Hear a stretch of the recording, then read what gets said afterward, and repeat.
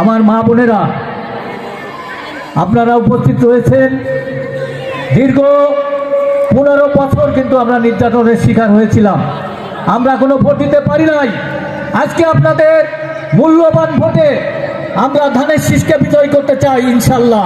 আপনারা আপনাদের মূল্যবান ভোটটি অবশ্যই হাত উঁচু করে দেখান, আপনারা ইনশাল্লাহ দেবেন।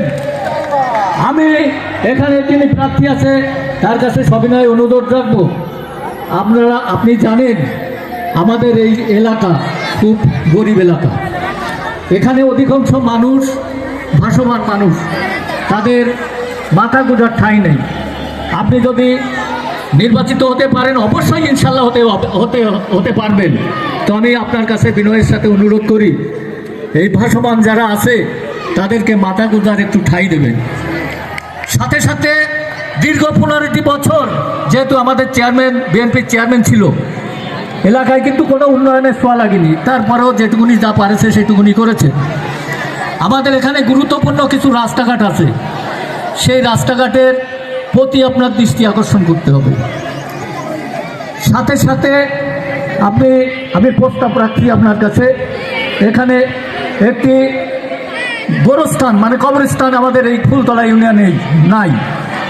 এখানে অনেক খাস জমি পড়ে আছে, আপনি যদি একটু দৃষ্টি দেন এখানে সেই গোরস্থান হওয়া সম্ভব।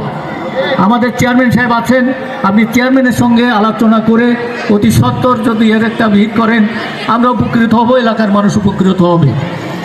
সাথে সাথে আরেকটি অনুরোধ করি আপনার কাছে, বিশেষ করে ফুলতলা খেয়াঘাট থেকে শুরু করে কেওড়া গোডাউনের খেয়াঘাট থেকে শুরু করে ফুলতলা সিকিরহাট পর্যন্ত একটা বেড়ি বাঁধের প্রয়োজন। সেই বেড়ি বাঁধটা যদি আপনার মাধ্যমে আমরা পাই, এই এলাকার মানুষ যারা আমরা আছি আমরা উপকৃত হব। সাথে সাথে আপনার কাছে বিনয়ের সাথে আহ্বান করি, নিশ্চয়ই আপনি জানেন এটা ফুলতলা ইউনিয়নে বিশেষ করে আমাদের এই তাজপুর গ্রামে একটা মাদকের ছড়াছড়ি আছে। এই মাদক থেকে হয় একেবারে সমূলে নির্মূল হওয়া সম্ভব না, তারপরেও নির্মূলের জন্য আপনার কাছে সবিনয় অনুরোধ করছি। সাথে সাথে এখানে কয়েকটা স্কুল আছে, যে স্কুলে আপনি জানেন, আমার চেয়ারম্যানও ছিল, আইন শৃঙ্খলা মিটিংয়ে বলেছিলাম আমরা যে স্কুল চলাকালীন সময় এবং স্কুল শেষ সময়ে এখানে ছেলেদের আড্ডা হয়।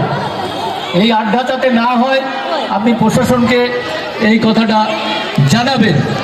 সাথে সাথে আমি আপনার কাছে বিনয়ের সাথে বলতে চাই যে স্কুলগুলো আছে, মাদ্রাসাগুলো আছে, এতিমখানাগুলো আছে, সেই দিকে আপনার দৃষ্টি রাখবেন, এই আশা রাখি।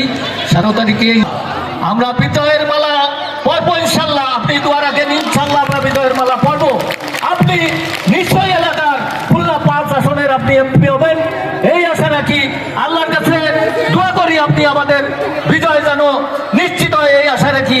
সবাইকে আমার সালামটা নিয়ে আমি আমার বক্তব্য শেষ করছি। সবাইকে ধন্যবাদ। আসসালামু আলাইকুম ওয়া রাহমাতুল্লাহি ওয়া বারাকাতুহু।